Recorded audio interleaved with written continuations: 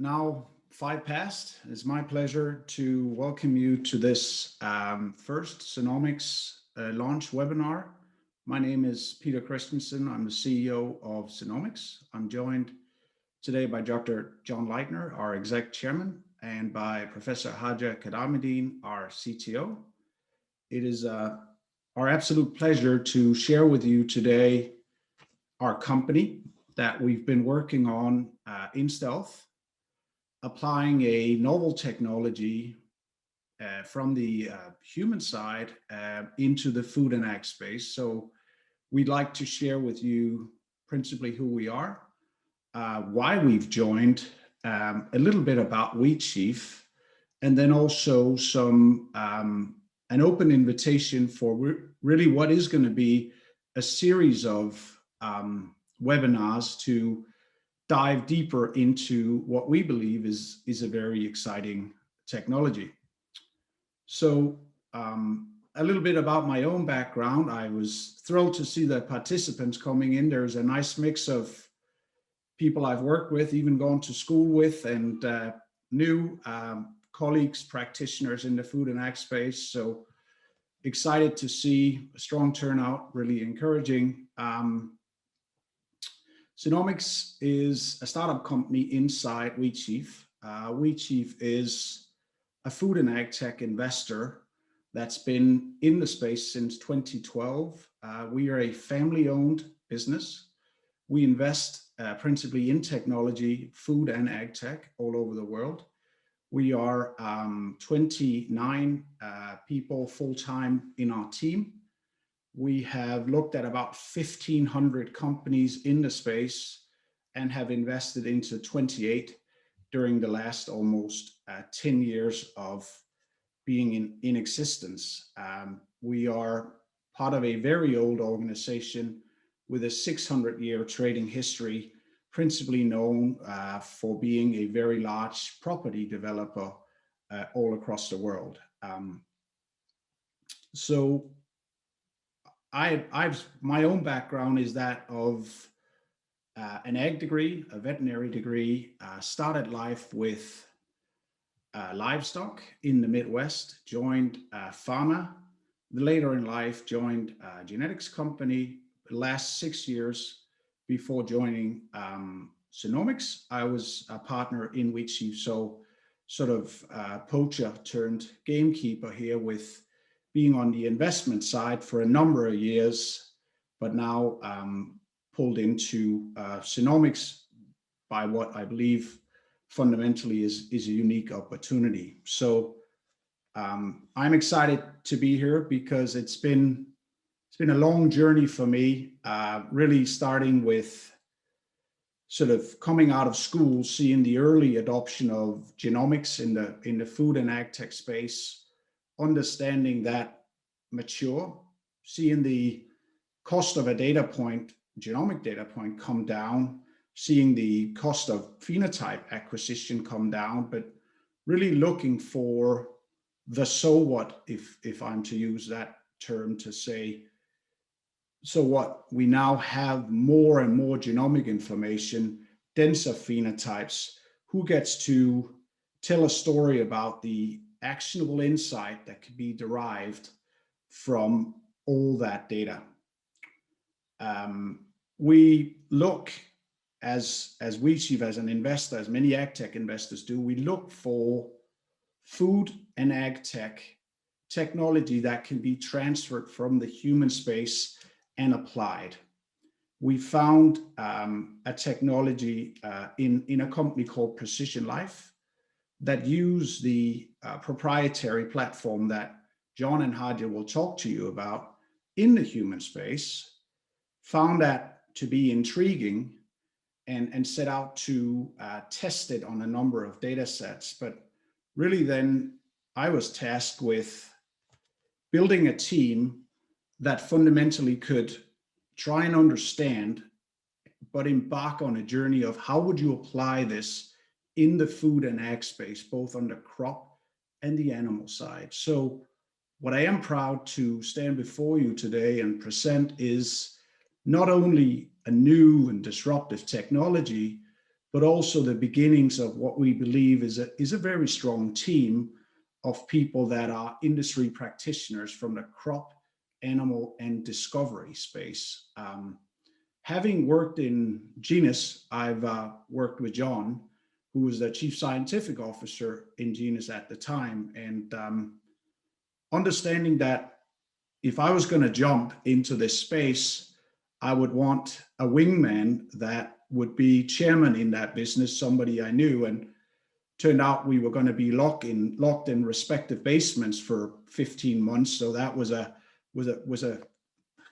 I didn't know how much insight there was in that decision until it was taken, actually. But I managed to convince John to unretire himself and take a more active role in trying to integrate, build a team that would take this novel technology to market. So I'm thrilled to be joined by John, and I'd invite him to share some comments on how I managed to persuade him to unretire. Thanks, Peter. Appreciate the introduction, and give a bit of background about myself and some insight into really that decision to come out of my brief retirement and join Synomics as executive chairman. I've spent about more than 30 years really as an applied practitioner of genetic and genomic technologies in the ag sector. And as Peter mentioned, most recently before retirement, was the chief science officer at Genus PLC. That's a global business that provides genetic improvement for farmers who produce beef, pork, and milk all around the world. Prior to joining Genus, I'd spent a decade with Pioneer Hybrid, which was then a subsidiary of the DuPont Corporation, in a variety of positions, first genomics, then in trait development, and finally as vice president responsible overall for biotechnology, from discovery through development, through the regulatory process, and into commercialization across 5 pioneer crops at that time. Prior to that role, I was with a startup, a Portland, Oregon-based functional genomics concern called Agritope that was shortly after I joined acquired by a company that's still around called Exelixis, although they've developed considerably since their time as a functional genomics business in the early thousands. Also had time in DuPont's Central Research Organization early in my career. And share that background in part to say I've had both the privilege and the sort of thrill to experience what I would describe really as this revolution that genomics has created in agriculture in the last 30 years. And in some senses, it's really been a process of almost continuous positive disruption in our ability to acquire information about genomes, particularly DNA information, and more recently, much richer information. And we talk about fields like phenomics. But as I look back over that time, I see perhaps 3 distinct eras. And in every case, the theme of this seminar in some ways is the combinations. And in these eras, I see a combination first of a positive disruption in our ability to make measurements and acquire data. Second, the need then for a disruption in our ability to draw insight out of that data. And it's really the combination of the data generation and the insights that we create from the data that create the opportunity to apply technology in new ways. So when I was training as a geneticist 35 plus years ago, DNA information and acquiring information about genes was very artisanal. And I practiced that art.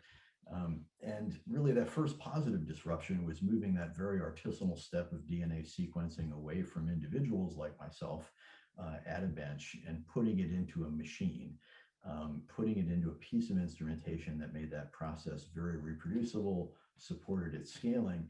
And then the next critical step was moving those machines really into the industrial settings that we now talk about as genome centers. So taking those measuring instruments, putting them in centers in academia and in industry that were really totally devoted to acquiring sequence information at scale as cheaply as possible. In that first era, most of that benefit, in some ways, in terms of insight, accrued to artisans like myself, and that's because the first gene that I participated in sequencing, we'd been studying for 10 years before we sequenced it. So the insight was almost a natural byproduct of that artisanal process of identifying genes genetically. That might be by mapping, it might be by tagging, it might be by mutation, and then slowly wading through the process of pulling out sequence information. But that first wave of industrialization of sequencing started creating ubiquitous sequence information, and really the field of bioinformatics rapidly developed and emerged and used that inherent relationship between genetic information to create further insights for these genes that were related to the genes we knew a lot about.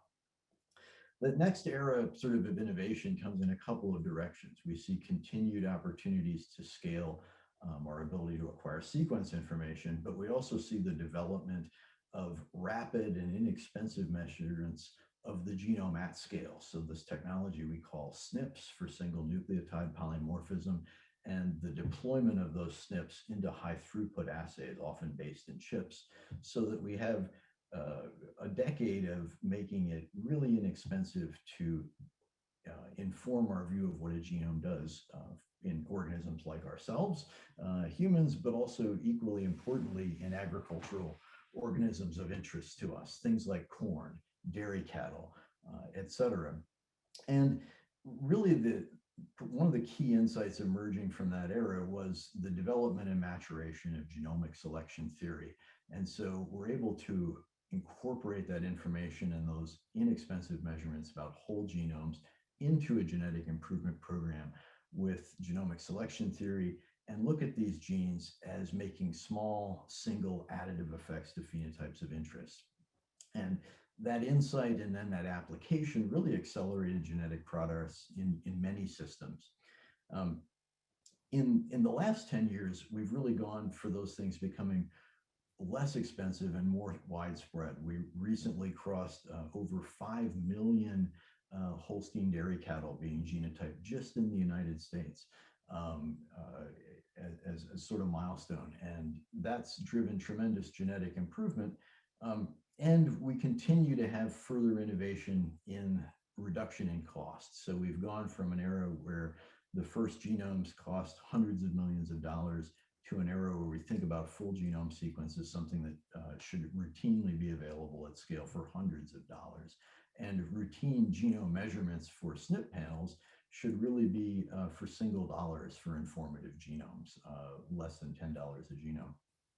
We've also got an era of rapid innovation in phenotypic information. So low-cost sensors of a variety of types that we can deploy into our agricultural system, into production farms, also into our research farms, where we can bring out continuous information on what our organisms of interest are doing, be they plants or animals, what the environment around them is doing in terms of moisture, humidity, temperature, other effects.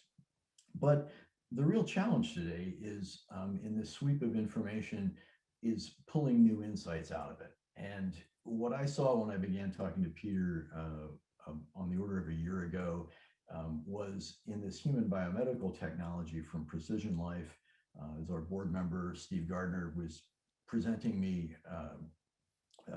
really some of the technical applications they made in humans.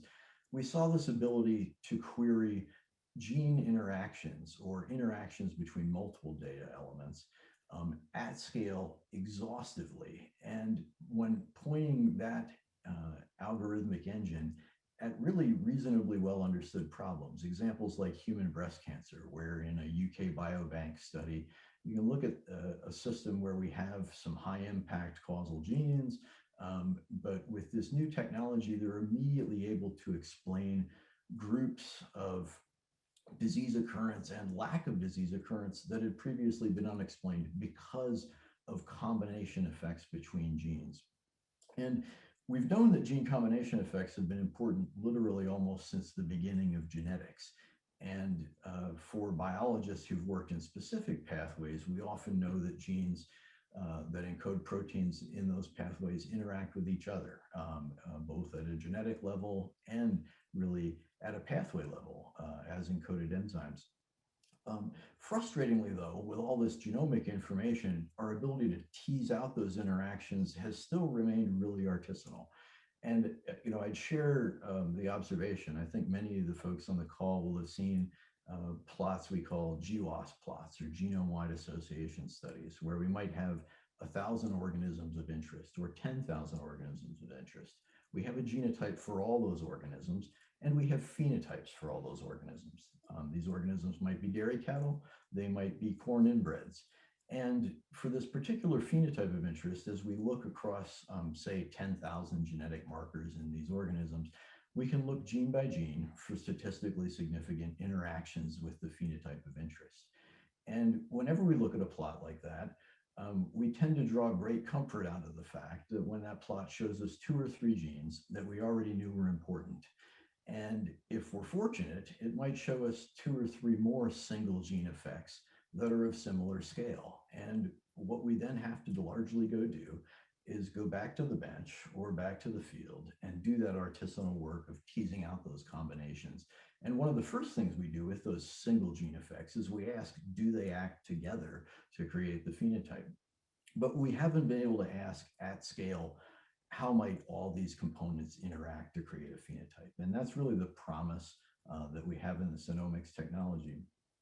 Finally, equally importantly, having worked really often in translating technologies that are first developed for human biomedical applications into agriculture, there are really important differences. Usually in biomedical studies, we have sort of simple binary phenotypes of interest, case versus control, diseased versus well. Yet in agriculture, at least half the phenotypes we really care most about are continuous quantitative phenotypes. They exist on a continuum, and there's important information content in that continuum. And so there was a real question about how could we make this technology fit for purpose and really bring it into agricultural systems. Equally importantly, as a molecular geneticist, I've had the frustration of when we do find single effect genes that are very important, putting them into the context of a genetic improvement program is often actually quite challenging. We often have to resort to strategies like a selection sweep to change the frequency of allele with a one-time event where we give up genetic gain to incorporate allele.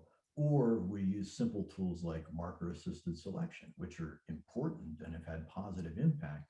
But all we're really doing is looking at a small number of genes and doing essentially threshold presence-absence selection to make sure that alleles of interest remain in our selection candidates in a program.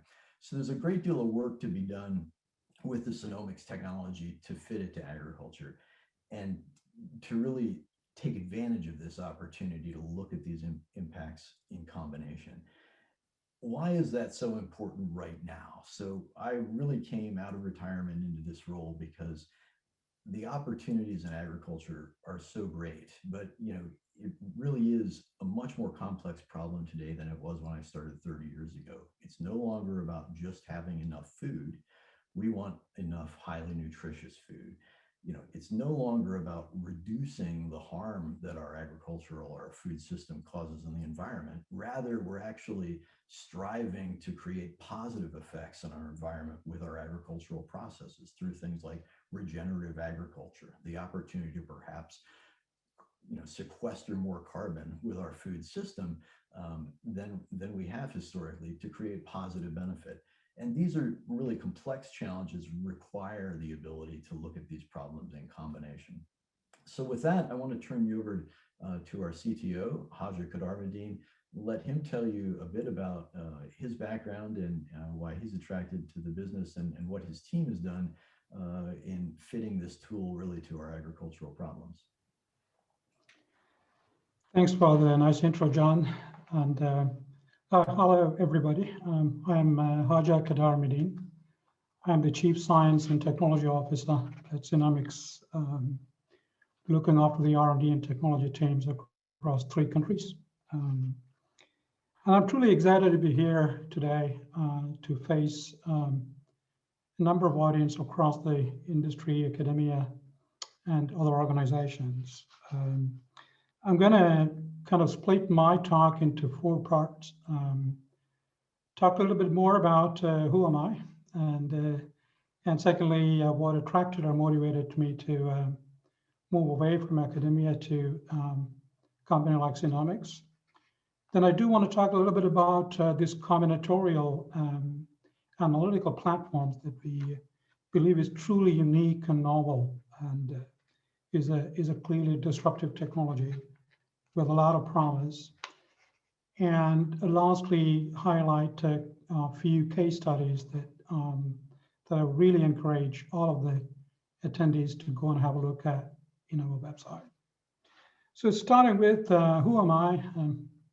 Well, I guess I'm a global citizen. I was born and raised in India, had my higher education in North America, starting with Canada and in Europe, Netherlands, and then worked across 6 different countries, starting with UK, United States, Switzerland, Australia, and Denmark in the last 11 years.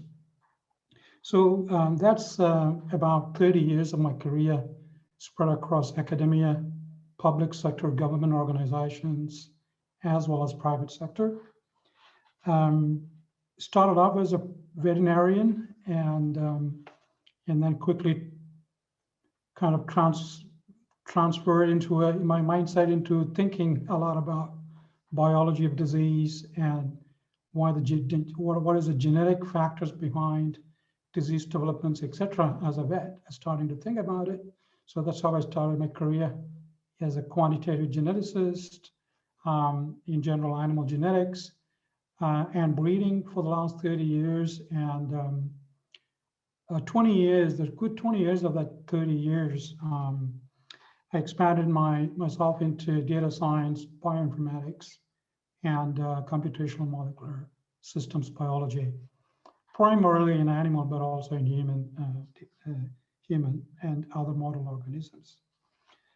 Just to highlight some of my positions before I say how I moved and why I moved. I've been a tenure track and tenured professor, full professor at least 3 major reputed universities in Europe, starting with the Swiss Federal Institute of Technology in Zurich, ETH Zurich, where I headed up the animal genetics group and worked really closely with cattle breeding associations, pig breeding organizations there.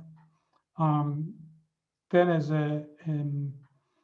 as a full professor and head of the R&D in genetics, bioinformatics, and systems biology in Denmark at 2 universities, Technical University of Denmark and University of Copenhagen. I've also been a principal scientist and a research leader at the federal organization called Commonwealth Scientific and Industrial Research Organization in Australia, looking after the beef cattle genetics in Northern Australia, feed efficiency, reproduction, and so forth. And also a bit on sheep genomics. Back in Denmark, I have been at least 2 major positions as a research director for running cattle IVF consortia between Brazil and Denmark for about 6 years, involving 3 commercial companies and a few major universities and state governments. And as well as the pig feedomics project, feed efficiency in cattle and pigs. Last 3 years before moving to Synomics, I headed up an Institute for Bioinformatics and Health Informatics, managing scientific, technical, and professorial staff. So here I am as a CTO, and what really motivated me to move into Synomics. First off, Synomics, as Peter mentioned, is a V-chip group of companies whose values about sustainable agriculture, food production, employing cutting-edge, highly innovative technologies with the due care for human health and environment really personally resonates with my own values and ambitions, having done all of this in the last 30 years. And Synomics in particular, the technology is at the cutting edge of highly advanced mathematics, statistics, applied to genetic variant discovery. Really moving away from finding genes and variants in isolation, but in combination. And the combination in terms of networks of genetic variants and its effect and impact on disease development or phenotypic performance is quite critical. And there's a good reason why the current best practice of genomic analysis could not tackle that, both due to mathematical and computational difficulties. In all my career, I mean, we have used its genome-phenome association studies using multiple statistical genetic methods. As John mentioned, GWAS implemented using regression, Bayesian, maximum likelihood methods. They're all parametric methods, but the core Synomics technology is inspired with artificial intelligence, machine learning, really deep into constraint-based modeling, array logic, and applied to genome discovery. And that really is a revolution, marrying these data science with the genome discovery problem. In quantitative genetics and breeding across plants, animals, aquaculture, the current best method of genomic selection, genomic prediction, still is based on additive effects of single, looking at isolation. And there are clear bottlenecks to include epistatic or combinatorial variants at a large scale, in sequence variants, second order, third order, fourth order kind of combinations that can evolve into millions to trillions of potential effects to be estimated. So there's a clear bottleneck to be able to include that. But this technology that we have here is overcoming that kind of bottlenecks, and we can go into the technological aspects in the future seminars. But as a CSO, CTO, my first challenge was to sort of turn around this genomic discovery engine meant for human genome analysis, as John mentioned, case control, simple population structures, to something that is agri-tech, agricultural species, crops, livestock, and other, wherein the phenotypes, the pedigrees, and the genomic structure, the population structure are entirely very, very different. So we managed to do that, and that kind of combining the technology, powerful proven technology on the human side, bringing into the ag sector. The second biggest challenge was to turn this feature discovery engine in terms of genetic variants and really translating what that means, gene-gene interactions, SNP-SNP interactions at a very, very large scale in millions and trillions of combinations. How are we going to bring it into a technology that very well resonates with breeders? That is single stop block or G block. How do we really translate and marry these two technologies? And that we have been able to accomplish over the last year and a half. Many proof of concept projects across livestock species, cattle, pigs, poultry, crop species such as cassava, we have been able to apply that and prove the power of our Synomics technology. So the technology, maybe one more word about it is not just about genetics, because we know to be able to predict phenotype or disease development, genetics is not the only key as per the central dogma. We don't really only stick with genetic variation, but also how does that translate to gene expression, protein, metabolites, to completely fully manifest itself as a phenotypic differences or differences in disease risk or protection between individuals. So in that context, we are truly a multi-omic technology platform in a sense that we are able to incorporate transcriptomic, metagenomic, epigenetic data on top of genetic data, together with phenotype, environment, diet, nutrition, health data in a really truly comprehensive, holistic way to model it. And the engine that's behind in the analytics is novel mathematics, AI inspired, sometimes even better than AI, because we know what is exactly between layers and weights, and also embracing some of the advanced machine learning technology and implement it using high-performing GPU and CPU computing. And the technology is easily deployable, both physically as well as virtually. So this is a bit of a top of the where this technology is. As again, in the future seminar, we may be able to cover more about the technology. But I want to finish by highlighting at least 4 case studies that we have conducted and put it out on the web. 2 in dairy cattle, and 1 is about genetic improvement of health and fertility in production using our platform. And the other one is about feature discovery using metagenomic data. There's also an example about genetic improvement laying hens, as well as the target discovery in cassava. So I would really encourage you to go and have a look. And then hopefully in the future, we would have very deep dive technical seminars and some of these. But thank you very much for the opportunity, and nice to meet you all, and thank you for coming. I want to hand it over to Peter, I think. Thank you. Thank you, John, and thank you, Haja. So we will have established by now who the educated people on this call were. And in terms of the Synomics team today, like I started out saying, it's been a journey as an investor, having looked at many, many novel technologies, but understanding through trial and error, lots of error, that the integration of novel technologies into a field like food and ag can only be done through the establishment of a world-class team.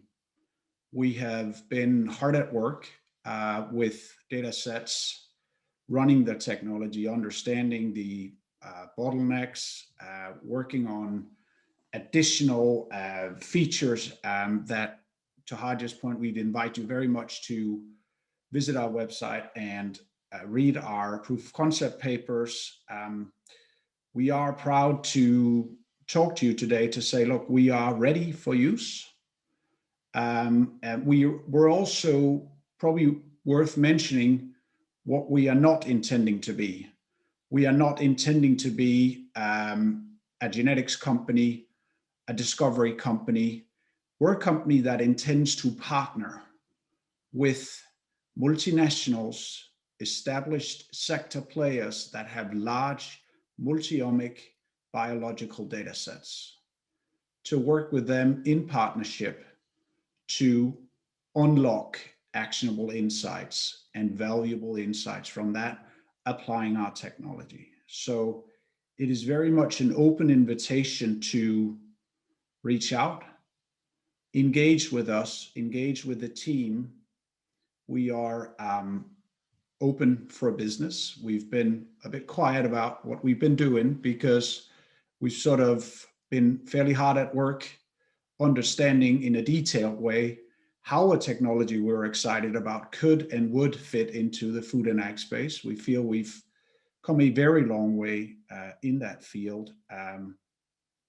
We are backed by a very long-standing family business that is in the food and ag space with a long-term vision that is a unique position to be in. We have a mandate to build a world-class team. We are seeking to partner wide and far across commercial businesses, academia, to engage and get the absolute maximum out of this technology. So I'll leave it at that to say, look, we're open for business. We're excited to be here, finally. It's been a long journey for myself and the team, and we're excited for this next stage of the journey to engage with partners, like I said, in the academic space or the commercial space moving forward. So I think I will close it there, and we'll take a couple of questions, if there are any sort of burning questions. I will end by saying this was not, what I opened saying was, this was not intended as a deep technical dive, because there are different streams that are natural for the application of this. One is genetic improvement in plants and animals. We will come back and announce more detailed technical seminars there. Target discovery for small molecules and or probiotics. We will come back and take detailed sessions on that to engage with practitioners and people from academia that might have more detailed pointed questions. So this was very much the coming out party to say, look, this is hopefully one of many webinars where we will showcase the technology and go deeper. So with that, any questions, put them in the chat. We've got a couple of minutes to do that.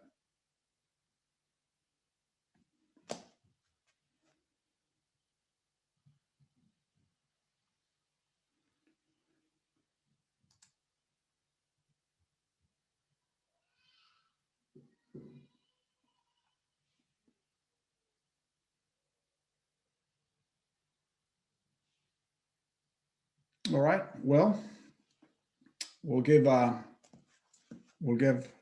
audience 30 more seconds to jump in. Hopefully, this has been a worthwhile use of your time, which was meant as an intro to the founding team and also an overview of a technology and its application in the space that we are excited about, and an open invitation to reach out, engage, LinkedIn, website, bring forward questions, queries, and look forward to engaging with you all.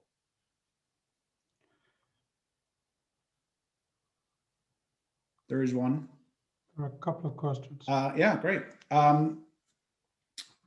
Examples of potential client partners, I'd say in terms of genetic progress, the partners are corporations, be that in the animal or the crop space, where you have detailed genetic and phenotypic information that you have queried with a standard practice, where we would typically engage with you to demonstrate the ability to unlock or explain combinatorial effects. That is the delta G one. Haja, maybe you want to share a few comments on what discovery could look like. Yeah, so the discovery is at various layers of data. If you're dealing with genomic data, we are talking about SNP genetic variants, SNPs, and the enrichments. If you're talking about metagenomics, it's about core microbiome, be it in rumen or elsewhere, for instance, cattle. If it is gene expression, so there are many different levels of genome discovery. It could be identifying key gene editing targets, loss of function variants for key phenotypes. It could be a small molecule detection or variants that are highly predictive and prognostic and diagnostically useful to be put on a chip for a quick classification of, for instance, animals being at high risk or low risk, or highly fertile or lowly fertile. So it gives the discovery could be used in many different ways by partnering with us. And that's what I want to do. Probably also worth mentioning, actually, I think one of the opportunities the technology presents is, while the roots of the application in human biomedicine sort of steer us in very much a genetic direction, it is, even in our current work, very much a very multi-omic capability. Equally, just in the POCs we've already published, the other point I'd highlight is we have shown we can actually engage at the producer level on a farm with specific genetic and phenotypic data sets and actually create actionable insights at a farm level. And so as a business, I think we're actively going to explore partnerships with a variety of different business types. So the genetic improvement segments in both livestock and crops, we think we have great promise, but equally both those production venues have intervention vectors, crop protection chemistry, biologicals. In the case of livestock pharmaceuticals, those are equally areas where we're interested in partnering with existing businesses that have big data sets that want to add more insights to that existing investment in data. Maybe to add to that, if some of you are thinking, wow, that sounds like I need to be very sophisticated in my practice of data. We are also putting together capabilities to engage with companies that might have germplasm and phenotypic data, but have not yet embarked on adoption of genomics. We want to be able to offer that suite or arc, if you will, of being able to engage with world-class large organization in a respectful partnering way, respecting that very large capabilities that they in many cases have in terms of their ability to mine and practice that data, all the way to the, I want to get in on genomics, how do I do it? We're very much putting a team together that's able to engage there.